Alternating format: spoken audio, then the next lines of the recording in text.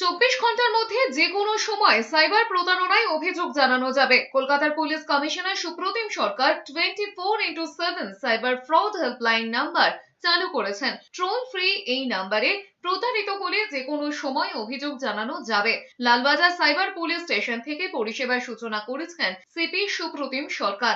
Online প্রতারণার ঘটনা বাড়তে থাকায় সাইবার অপরাধের বিরুদ্ধে 24 ঘন্টার হেল্পলাইন সাধারণ মানুষের জন্য ভরসার জায়গা হয়ে উঠবে বলে মনে করেন সিপি।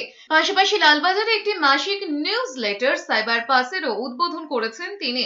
নিউজ লেটারের মাধ্যমে ডিজিটাল নিরাপত্তা নিশ্চিত করতে কি ধরনের সাবধানতা অবলম্বন করা প্রয়োজন সে বিষয়ে দিক নির্দেশ দেওয়া হবে। পাশাপাশি সাইবার অপরাধের নতুন নতুন কৌশল সম্পর্কে নাগরিকদের ধারণা এবং সচেতন করা হবে।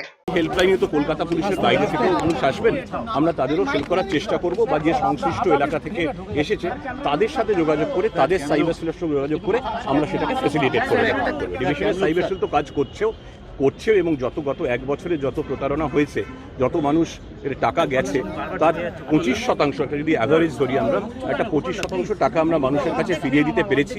এই 24/7 হেল্পলাইন চালু হওয়ার ফলে এই শতাংশটা আমরা হয়তো আরও বাড়াতে পারবো।